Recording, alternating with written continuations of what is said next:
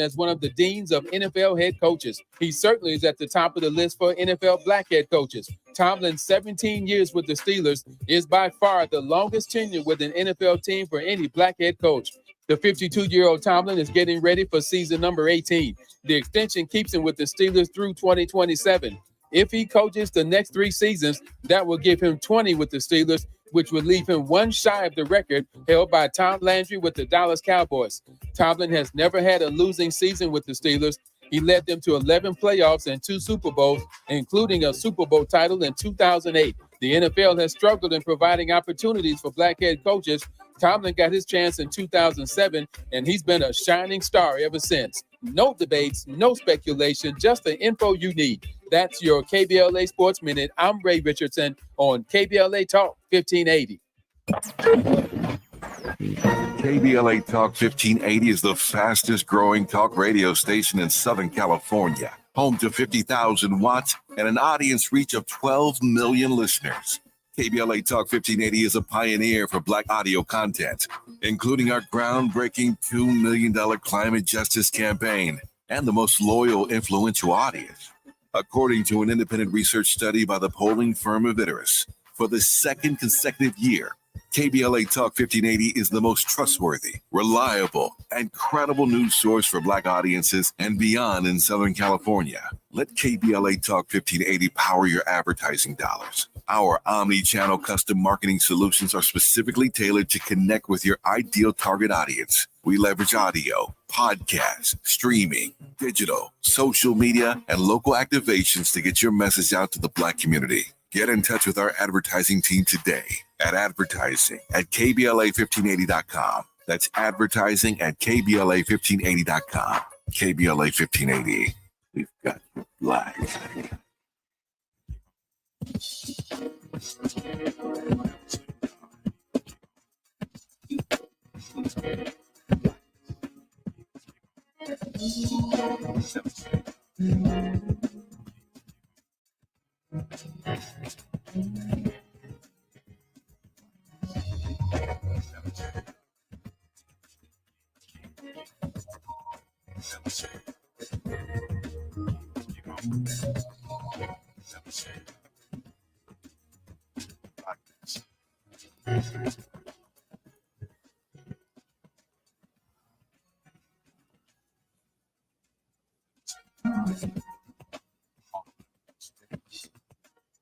In the midst of sorrow,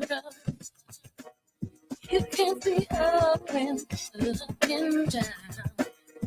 The right of day tomorrow will bring. Oh, you hear the voice of freedom telling you this can't settle me down. No matter how hard reality seems, just hold on to the dream, yeah.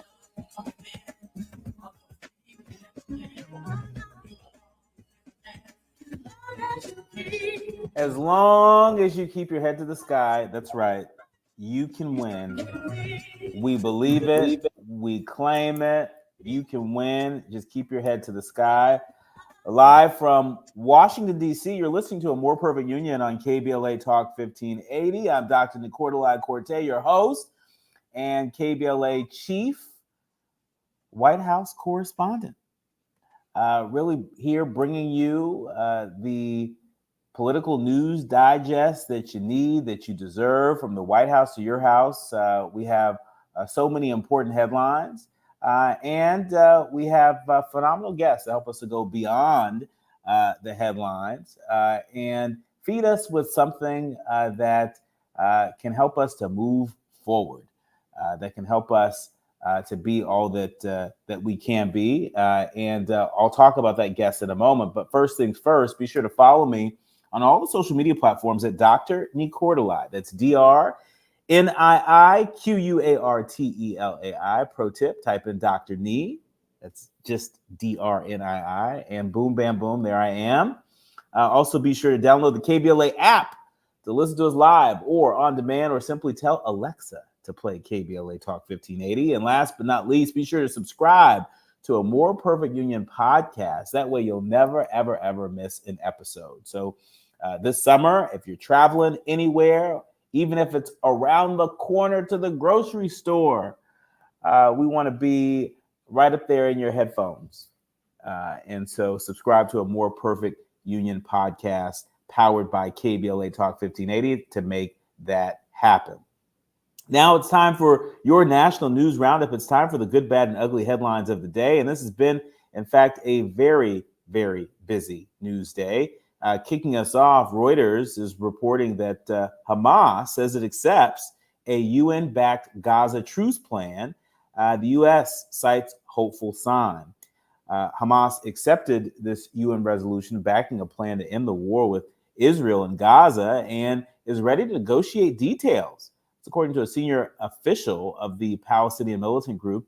That's what they said just today in what the U.S. Secretary of State is calling a hopeful sign. Qatari and Egyptian mediators said that they had received a formal reply from Hamas to the UN-backed truce proposal. And Hamas and its ally, Palestinian Islamic Jihad, expressed, quote, readiness to positively reach a deal to end the war in Gaza in a joint statement today. However, both Israel and Hamas have suggested that the plan meets their clashing goals, raising doubts over whether any genuine headway towards a deal can be made. Discussions also touching on post-war plans for Gaza will continue over the next couple of days. Secretary of State Antony Blinken shared that in Tel Aviv after talks with Israeli leaders. And so we'll be sure to continue to follow that. But back here at home, another major headline today, a little history being made. Hunter Biden, the president's son, guilty on all three charges in federal gun case. NBC News is reporting that Hunter Biden was found guilty on all three charges tied to the possession of a gun while using narcotics. The jury reached the verdict after only 3 hours of deliberation. That was yesterday afternoon and this morning, and then boom, they had a verdict that in fact made history. Two of the counts carry a maximum prison sentence of 10 years, while the third count has a maximum of 5 years. Each count also carries a maximum fine of, get this, $250,000. The list of those who were called to testify last week included Hallie Biden, the wife of Hunter Biden's late brother, Beau Biden, as well as Gordon Cleveland, the man who sold Hunter Biden the gun at the heart of the case, and Hunter Biden's daughter, Naomi Biden. Hunter Biden did not take the stand. There were images of First Lady Jill Biden walking out of the courtroom, holding his hand following that verdict. Keeping with the Bidens for a moment, the Biden administration has moved to ban medical debt from credit reports for anybody that, like me, was at the White House Juneteenth celebration just yesterday. The vice president mentioned this, but her mention actually has turned into a pretty major announcement. The Biden administration is moving to ban medical debt from credit reports. Vice President Harris said just yesterday that the proposed rule taken through the Consumer Financial Protection Bureau will reduce the number of Americans with medical debt listed on their credit reports to, get this, 0, down from 46 million in 2020. Did y'all catch that? 46 million Americans had medical debt listed on their credit report, and after this rule is finalized, it looks like it's going to go down to 0. In a press call today, Vice President Harris said that the move would help improve the financial health and well-being of millions of Americans. Medical debt, she said, makes it more difficult to get by, much less get ahead. This is simply not fair. The administration calculates that if implemented, the rule would raise affected individuals' credit scores by an average of 20 points and could lead to the approval of approximately 22,000 additional mortgages every year as a result of the cleaned up credit reports. And so some welcome news, as so many people are trying to read the tea leaves, what's happening with some of the economic headwinds. This, I'm sure, is some welcomed news. Team Biden is betting that an unfiltered Trump at the debate could shake up the race. That's the kind of welcome news they're looking for. NBC is reporting that in many ways, the June 27th debate can't come quickly enough for President Biden's campaign in a race in which Donald Trump's criminal trial blotted out the sun for weeks, in which Biden struggled in most battleground polls for months, in which Democrats insisted that the potential voters have forgotten what Trump's White House years really look like. Team Biden sees the chance for him to go up against his nemesis as a probable catalyzing moment. That in particular, it's particularly true if Biden shows up with the same kind of energy he brought to the State of Union address in March. That's what a lot of Democrats are saying. Y'all remember that State of the Union address? Well, folks are looking for that same energy. Inside the campaign, aides believe that Biden walks on the stage with the upper hand. Mostly his mandate will be to let Trump be Trump, which they believe will reveal extreme leanings and a less stable Trump than 4 years ago. Biden is likely to cast Trump as obsessed with revenge and retribution, and hark to the political violence and the January 6, 2021 attack on the U.S. Capitol. So that's what they are betting on. In some more welcome news, and I say more welcome news in light of the news related to the medical debt announcement, another announcement made today that violent crime is down and the U.S. murder rate is plunging. That's what FBI statistics are showing. Violent crime dropped by more than 15% in the United States during the first 3 months of 2024. The new numbers show violent crime from January to March dropped 15.2% compared to the same period in 2023, while murders fell 26.4% and reported rapes decreased by 25.7%. Aggravated assaults decreased during that period when compared to last year by 12.5%. And so these numbers released on Monday were gathered from almost 14,000 of just over 19,000 law enforcement agencies from across the country. We also know that property crime went down by a little over 15%, and burglaries dropped by a little over 16%, while motor vehicle theft decreased by a little over 17%. And so all numbers going, the right direction when it comes to crime in our country. And that flies in the face of, I think, some of the headlines out there that sometimes grip the airwaves. And so, of course, we are here to set the record straight. When we come forward, I'm really looking forward to welcoming Dr. Cheryl Orange. She's the author of a really interesting new book. It's called The Courage to Continue, Navigating Your Corporate Journey. It's an interactive workbook that may come in very handy, particularly for a lot of people that are navigating the political headwinds when it comes to diversity, equity, and inclusion, and more. When we come forward, I'll be joined with Cheryl Orange right here on A More Perfect Union. You're listening to KBLA Talk 1580. Say the quiet part out loud. KBLA Talk 1580. Tavis Smiley here. We're getting closer to June 18th, and time is running out for you to register to join us for our historic symposium live on C-SPAN, Tuesday, June 18th, 4 to 7 p.m. at the California Science Center in Exposition Park. Admission is free, but you must register at KBLA1580.com right now if you want to be in the audience when the nation will see for the first time ever a stage full of brilliant Black folk talking about the urgency of now. Climate justice, climate equity, climate resilience. It's all going down. Well, it's actually all going up. Tuesday, June 18th, 4 to 7 p.m. live from the California Science Center in Exposition Park. Again, admission is free, but we're filling up fast. So if I were you, I would log on right now to KBLA1580.com to reserve your seat. Caring about the climate, caring about the community. We're KBLA Talk 1580. We've got your black. 1 in 3 children born today will get diabetes. This sad prediction by the Centers for Disease Control will come true if millions of Americans don't improve their lifestyles, especially by changing what they eat, how much they eat, and how active they are every day.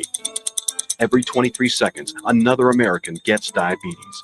Stop diabetes before it starts. To learn more, contact the American Diabetes Association or download our free diabetes education programs at learningaboutdiabetes.org. KBLA Talk 1580.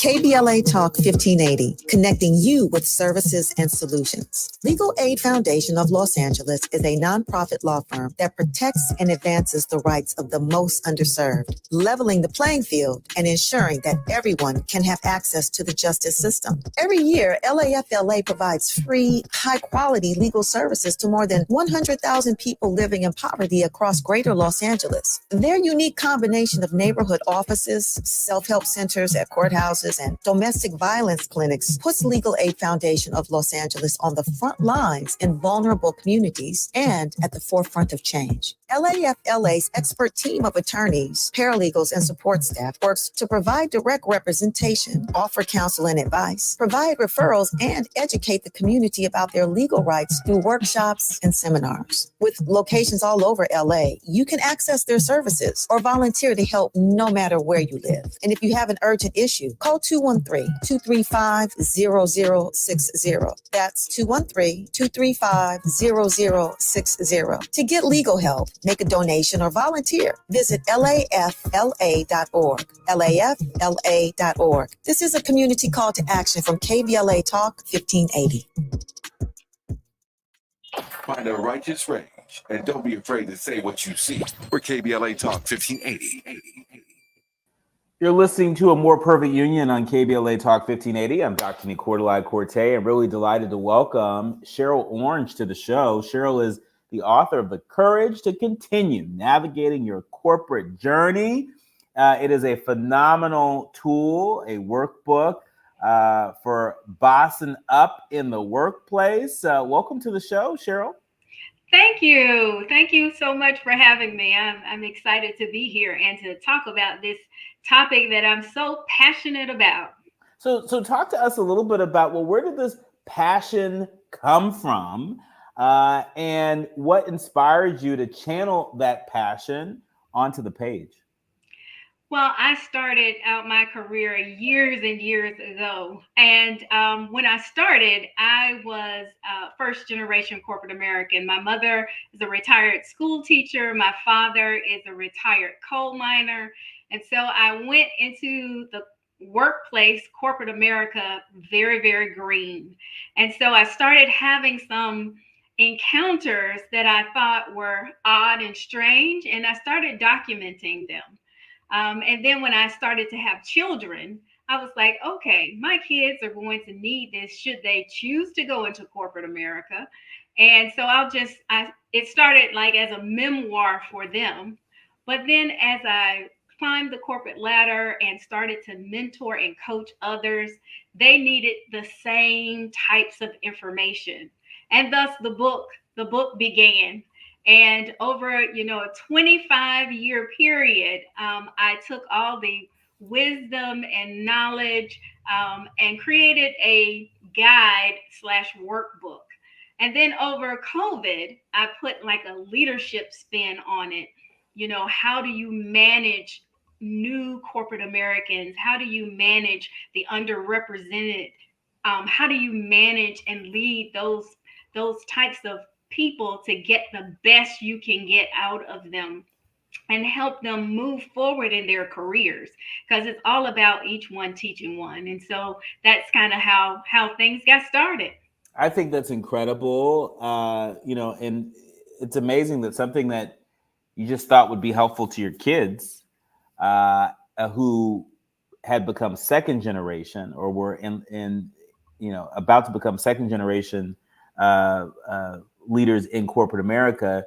Now that is a gift that is available to everyone.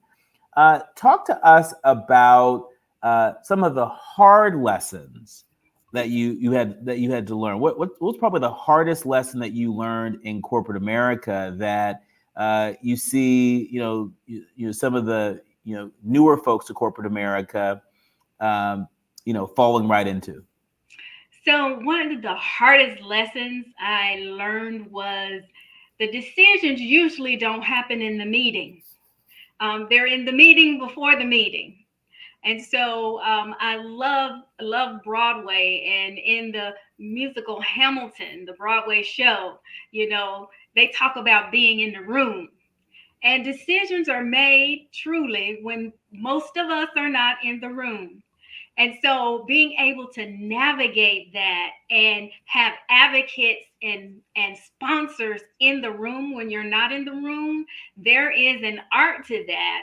And you have to, you can't come up to a decision and then try to navigate. You have to plan all along and strategize.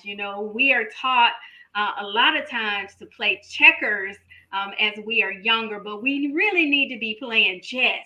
And we have to take those same thoughts and skills and apply it to our workplace. We need to play chess and not checkers. No, I mean, I love that. And I'm all with you on that. It really just sort of elevates the importance of, participating in those meetings before the meeting and after the meeting. I know there are some people that, for a whole wide range of reasons, they are not about that happy hour life. They're not about, the dinners, whether it be gala dinners or, lunches and dinners with folks outside of the office. Mm-hmm. But based upon your over 25 years of experience, much of which you poured into this book, The Courage to Continue Navigating Your Corporate Journey, it sounds like that those are the places where people can go to get the traction that they need in order to get to where they want to go in their careers. And this is not just a lesson for corporate America, folks. It's a lesson for all professionals, no? Mm-hmm. Absolutely. Absolutely. And when I started, I was one of those. I was one of those that said, my work will speak for itself. I don't need to go to happy hour. I don't need to play golf. I don't need to do any of those things. But I found that you really do.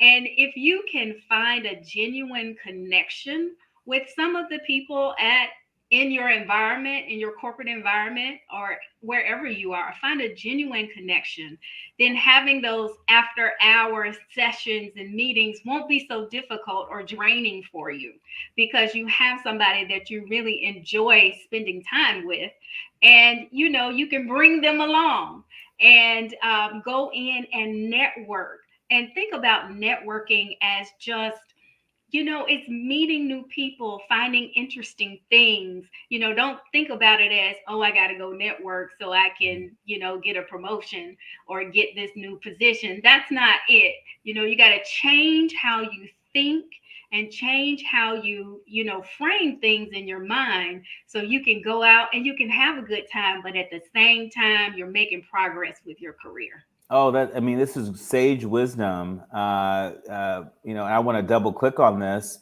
It's not just about doing it for the sake of doing it in terms of checkbox. Okay, I went out to, 3 happy hours and 2 lunches and 1 gala dinner. Where's my promotion?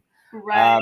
But if I'm hearing you clearly, what you're really getting at is, all the sort of important ways we build trust with one another, that we build community with one another.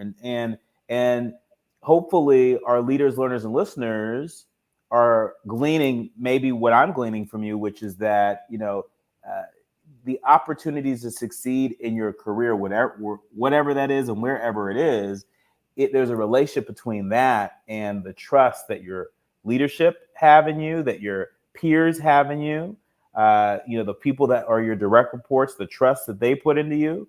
And The Guardian is reporting that trust in U.S. institutions has never been lower. It's never been lower. In 2022, a Gallup poll found that Americans had experienced significant declines in trust in 11 of the 16 major U.S. institutions. The Supreme Court and the presidency saw the largest drops in public confidence by 11% and 15% respectively. Trust also fell in the medical system and banks, police, public schools, and newspapers. And so talk to us about how we can do a better job building trust, starting with our sphere of influence and building out from there. So I think that we have to, be open. And I know DE&I is hot topic, and we need to really be about the business. But being diverse and having an open mind to hear diverse information and topics and get understanding. I think when you are open, you build trust. When you try and have conversation, you build trust. In my book, I talk about the reverse mentor. We usually think about a mentor being someone that's maybe older than you, or been in that role longer than you, or have the wisdom or experience that you're looking for. But for me, as I build trust with the younger generation, they teach me about Instagram and social media and all the different things that are out there. AI, I mean, they know all about it because it's what they grew up with. So we build trust together by me being interested in what they're interested in and learning and understanding. And so I think as I'm not going to say older generation, but as seasoned people, we need to be more open to what the younger generation has to offer, because they're the future, and we have to make that connection and bridge the gap so that we can, we'll learn to trust each other.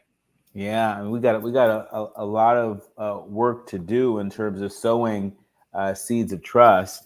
But thank goodness we have a handy dandy workbook that we can purchase and use as a tool. We love giving our leaders, learners, and listeners tips, tools, and resources. This is certainly one that we are excited to share. It's called The Courage to Continue, Navigating Your Corporate Journey.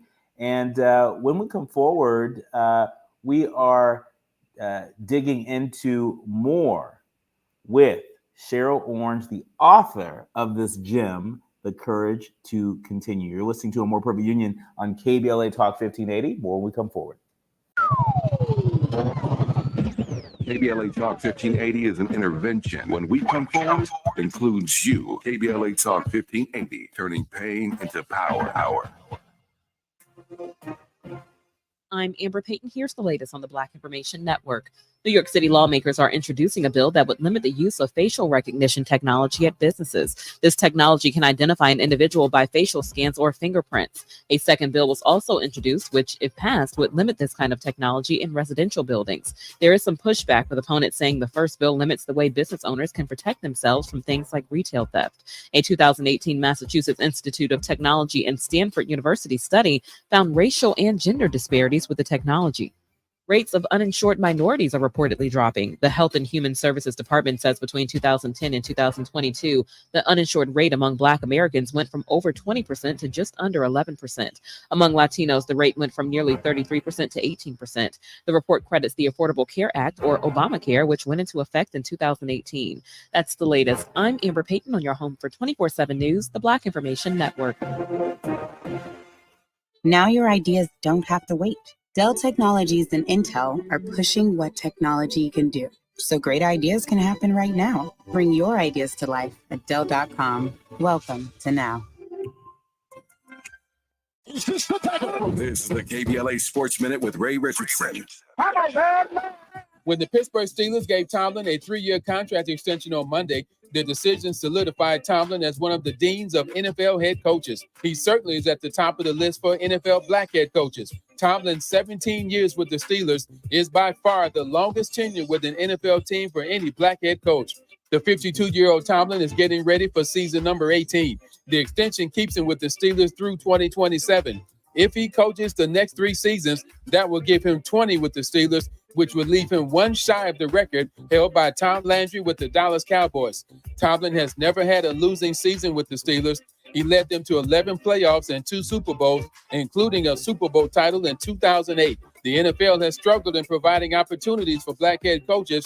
Tomlin got his chance in 2007, and he's been a shining star ever since. No debates, no speculation, just the info you need. That's your KBLA Sports Minute. I'm Ray Richardson on KBLA Talk 1580.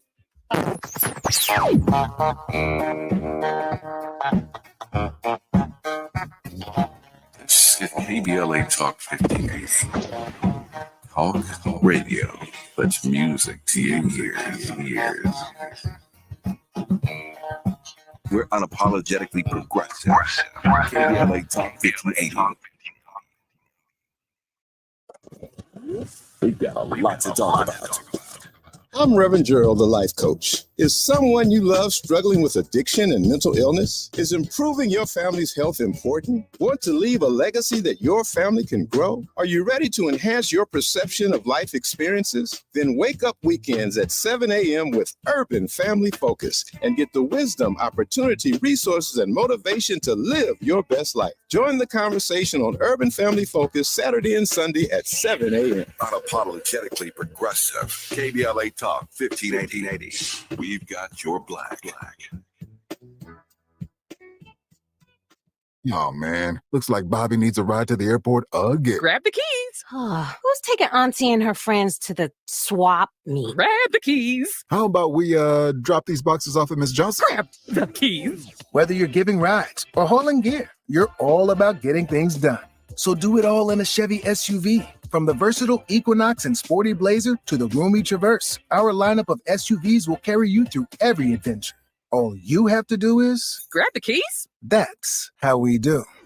Head to your local Chevy dealer, where well-qualified buyers get 1.9% financing on all 2024 Malibu, Colorado, Blazer, Equinox, Trailblazer, and Traverse limited models.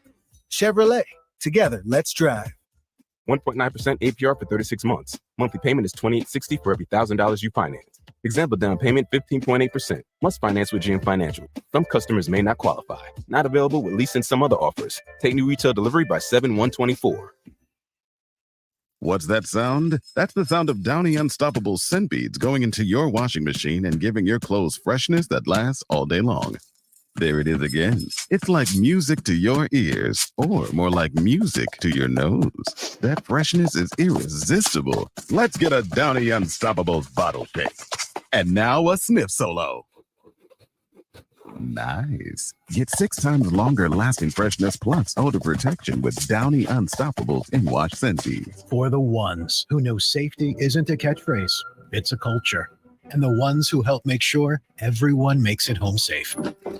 For the safety-minded who watch everyone's backs, Grainger offers supplies and solutions for every industry, as well as safety assessments and training to keep your facilities safe and your people safer. Call, click Grainger.com, or just stop by. Grainger, for the ones who get it done.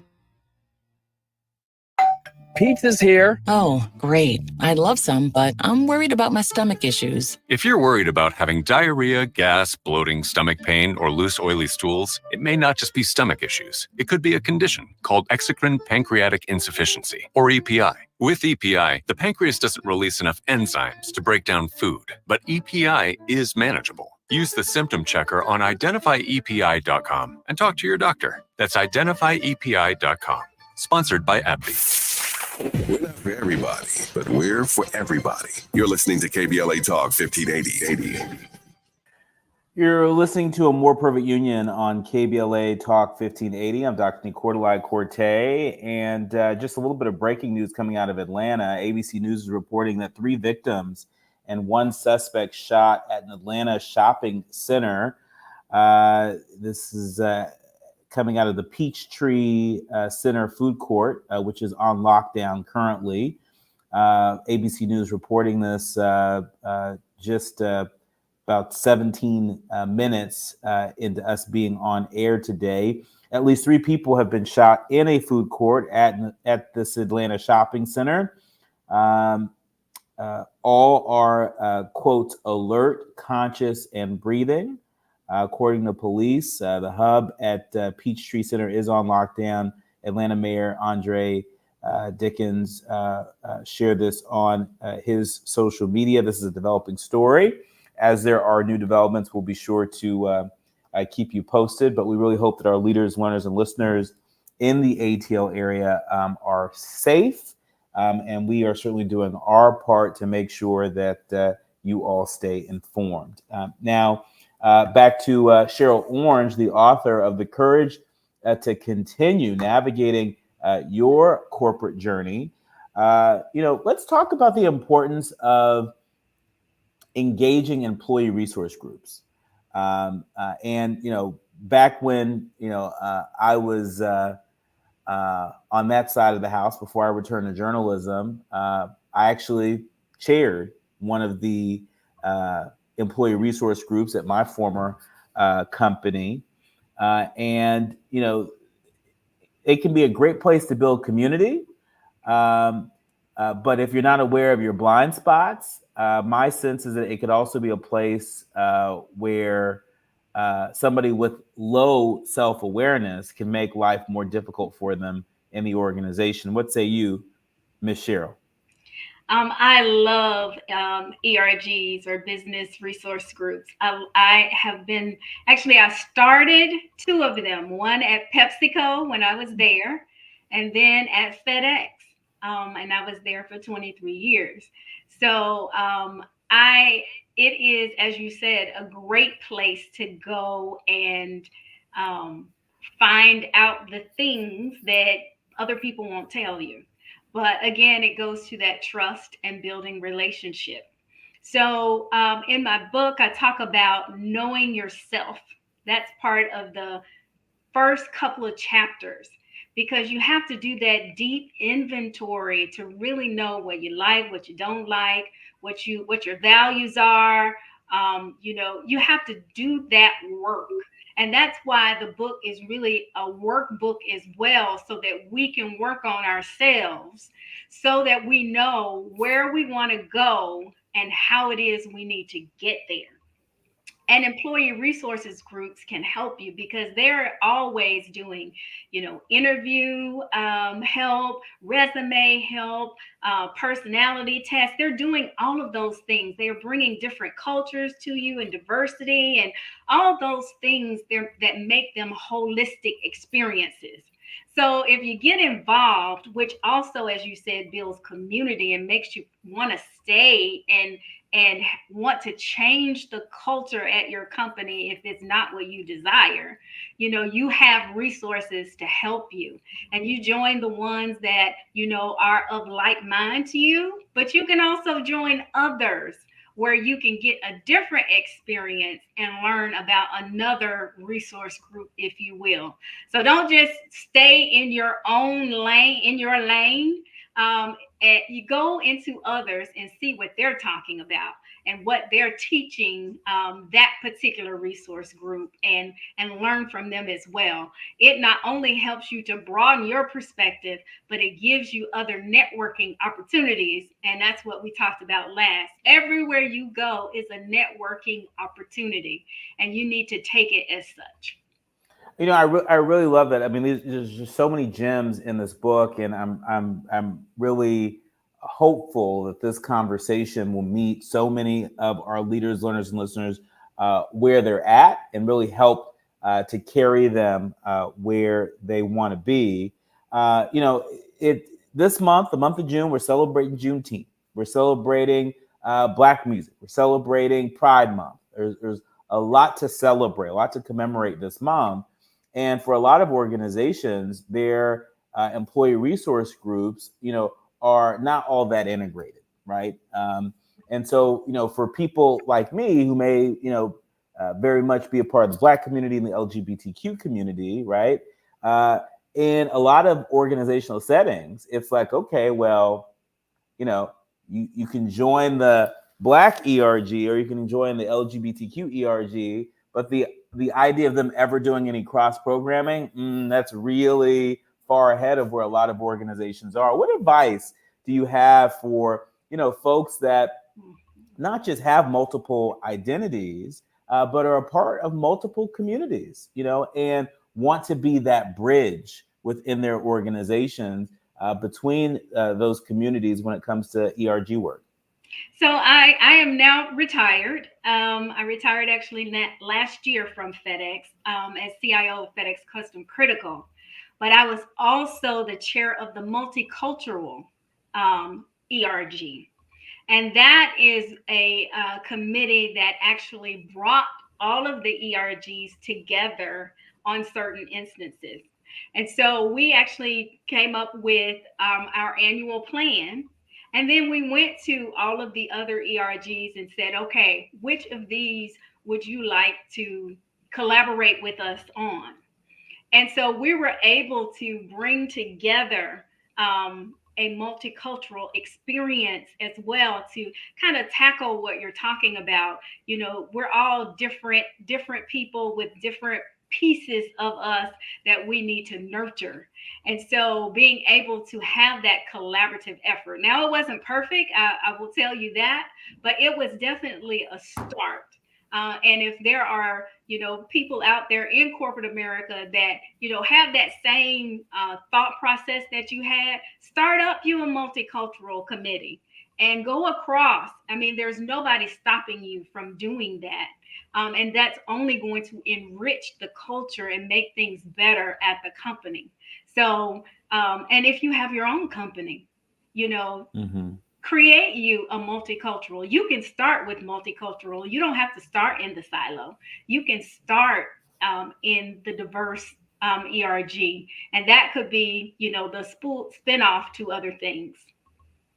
I mean, I think that is terrific advice. And while we have you for a few more minutes, I want to ask you what guidance you would offer to leaders and managers that feel this tug of war between, the baby boomers in the workplace and Gen Z in the workplace. You have millennials that are now sort of, taking up more leadership roles within organizations, and everybody's trying to figure out, how can we meet at each other where we're at and work together to, advance the mission, vision, and strategy of the organization. What guidance would you offer to leaders and managers? I would say, nothing that I'm saying here is rocket science. A lot of it, if you're in corporate America for any time, you kind of know a lot of these things, but you may not really think about them. But for that person that's coming in fresh, the book will give them a baseline of kind of what to expect and how to navigate. But as leaders, and as everybody kind of intersecting in this space, I want to leave with just a few things. And these are in my book, and it's kind of how I wrap up. So start with being curious and kind. If you are curious, then you won't be judgmental. You will be open to what's next. You'll be open to understanding each other. Never assume. That's number 2. Never assume. Always get the understanding, get the explanation so you can kind of sit in the seat of where the other person is. Know and stay true to yourself. You got to know yourself. You got to know your values so you're not wobbling all over the place. You know who you are. Stay true. Build your network. And we've talked a lot about that already. But you've got to have that network in place to be able to navigate. Enjoy the journey. Enjoy every moment of it because you're not going to get that moment back. So you can't try to just zoom to the destination and that's all you're thinking about. Enjoy the journey as you go along. And the third and the last thing is to give back. Pay it forward. You've got to be able to, help somebody. We're not in this life to just be for ourselves. We have a whole community. We have a whole world that we can try and influence and help to be the best that they can be. So those would be the things that I would leave with. That's awesome. That's awesome. That's great advice. Clearly, we have to have you come back on the show. We'd love to have you back, especially as some recent college grads find themselves graduating into the workplace over the course of the summer and into the fall. In our final minute with you, what advice do you have for first-time authors? I have a book coming out July 23rd. Kamala, the Motherland, and me will be talking a whole lot about that. But we have this series that we're doing. We call it a More Perfect Book Club series, right? And so we're delighted to welcome your book as the latest addition to that series. But quickly, what's your advice to first-time authors out there? I would say do your thing, do you. Again, stay true to your core. Go out and talk to as many people as you can, because you don't know who you might impact and help, and just even when things are, for free, do it. Go out and share. And for those who have a book in them that are just waiting, start writing. Do it. You got to get started so that you can get to the finish line. So get started. That's right. That's right. Great advice. My thanks to Cheryl Orange, the author of The Courage to Continue Navigating Your Corporate Journey. We can't wait to have you back again soon. Thank you. You're listening to A More Perfect Union on KBLA Talk 1580. The quiet part out loud when we come forward. A safe place to go loud. A great place for progressive politics. KBLA Talk 1580. I have diabetes. I'm at risk for pneumococcal pneumonia. I have asthma. I'm at risk too. If you're 19 or older with chronic conditions like asthma, diabetes, COPD, or heart disease, or are 65 or older, you are at increased risk for pneumococcal pneumonia. Ask your doctor or pharmacist about Prevnar 20, pneumococcal 20-valent conjugate vaccine, a Pfizer vaccine that can help protect you against pneumococcal pneumonia in just one dose. Even if you've already been vaccinated with other pneumonia vaccines, Prevnar 20 may help provide added protection. Prevnar 20 is approved for adults to help prevent infections from 20 strains of the bacteria that cause pneumococcal pneumonia. Continued approval may depend on a supportive study. Don't get Prevnar 20 if you've had a severe allergic reaction to the vaccine or its ingredients. Adults with weakened immune systems may have a lower response to the vaccine. Side effects include pain and swelling at the injection site, fatigue, headache, muscle, and joint pain. For full prescribing information, please call 1-855-213-2138 or visit Prevnar20.com. Get ready to play. Join the LA84 Foundation Saturday, June 29th for a free Playday block party at 2141 West Adams Boulevard with sports, games, and fun for all ages. With live music, amazing local food, and the spirit of LA's 1984 Summer Olympics celebrating 40 years of impact of the LA84 Foundation. June 29th at LA84's campus in West Adams from 10 a.m. to 3 p.m. Register at la84.org. See you at Playday.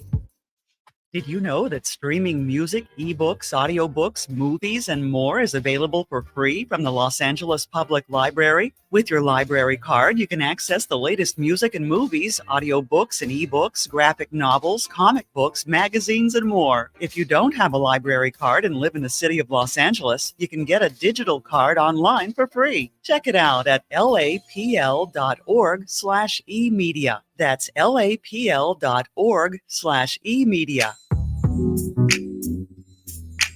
Tips to help improve basic steps for building a budget in 2024.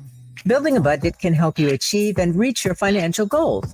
With a budget, you can keep track of your spending, avoid and get out of debt, limit overspending, pay bills on time, and build solid savings habits. What's the best way to get started? Figure out how much to set aside for expenses like rent, mortgage, bills, groceries, and entertainment. Understanding your past financial habits can help you make the proper adjustments for your budget.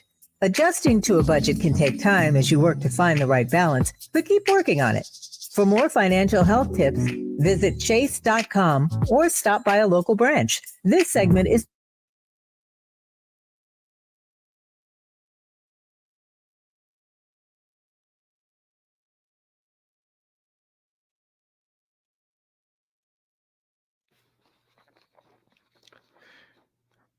level, partner.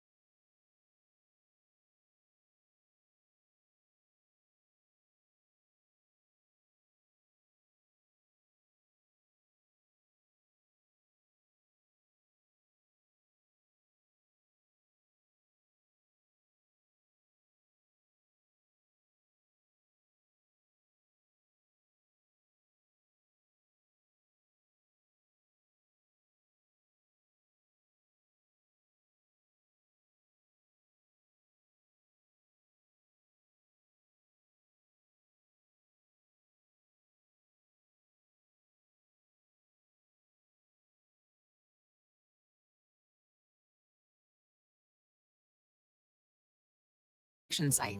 Fatigue, headache, muscle, and joint pain. For full prescribing information, please call 1-855-213-2138 or visit Prevnar20.com. Broadcasting live from Leimert Park, USA. Welcome back to your home for unapologetically progressive radio. KBLA Talk 1580. You're listening to A More Perfect Union on KBLA Talk 1580. I'm Dr. Nii-Quartelai Quartey, and it's time for the quiet part out loud. If anybody was reading USA Today, you saw this exclusive. Pentagon data reveals that U.S. soldiers are more likely to die by suicide than in combat. U.S. soldiers were almost 9 times more likely to die by suicide than by enemy fire. That's according to a Pentagon study for the 5-year period ending in 2019. The study, published in May by the Defense Health Agency, found that suicide was the leading cause of death among active duty soldiers from 2014 to 2019. There were 883 suicide deaths during that time period, and accidents were the number 2 cause with 814 deaths. There were 96 combat deaths. You see, the suicide figures from 2019 predate some Army and Pentagon initiatives to combat suicide, including a workforce that addresses harmful behaviors like alcohol abuse that can contribute to deaths by suicide. In addition, combat deaths declined from 31 in 2014 to 16 in 2019. As deployments to war zones in the Middle East and Afghanistan decrease. And so you all see that relationship between deployments to places like the Middle East and Afghanistan and deaths by suicide. Suicide, meanwhile, has increased among active duty soldiers, according to figures obtained by USA Today. So far in 2024, 55 soldiers have died by suicide. 55.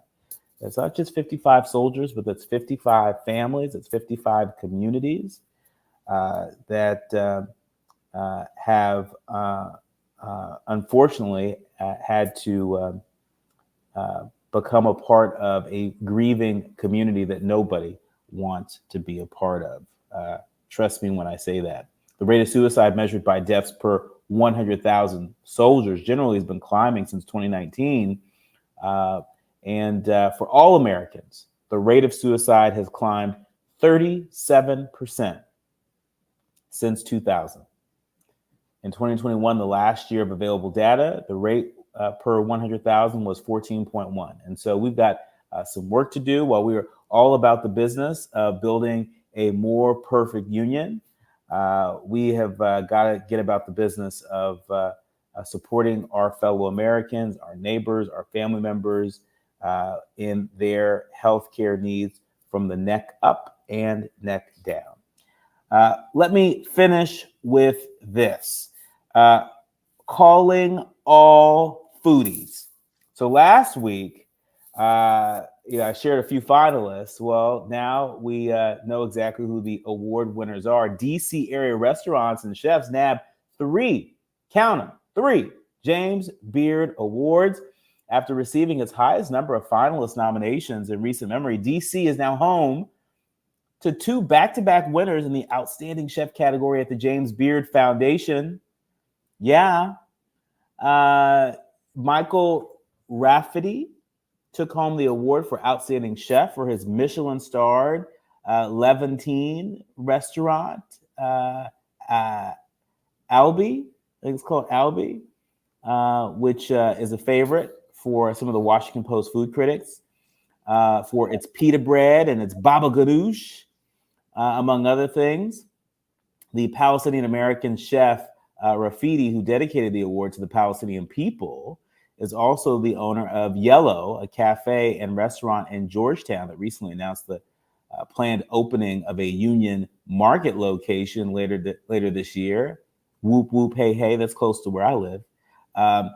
He was handed his medal by 2023 Outstanding Chef Rob Ruba of plant-based DC favorite Oyster. And so congratulations to all the folks that were nominated. And of course, the winners. I've got to also remember that the DC area took home 2 more awards this year, held at Chicago's Lyric Opera. Masako Morishita of the storied and colorful Adams Morgan Japanese fusion spot Perry's opened the night with the award for Emerging Chef. And so congratulations there. Of course, DC also took home an honor in media categories announced Saturday, including the World Central Kitchen Cookbook by Jose Andres. And so congratulations to everybody there. Go out and get some good food, have some good conversation over a solid meal. We'll have to leave it there, but my thanks to the entire village who helps us produce a more perfect union each and every day. Our executive producer, Tavis Smiley, our show our sound engineer extraordinaire, Miles Lowe, our show producer, Robert Battles, and our podcast publishing guru, Odell Bodie. And of course, thanks to all of you, all of our leaders, learners, and listeners. You are who we do this for each and every day. Remember, don't panic, organize, do what you can from where you are with what you have. I'm Dr. Nii-Quartelai Quartey. You've been listening to A More Perfect Union on KBLA Talk 1580. KBLA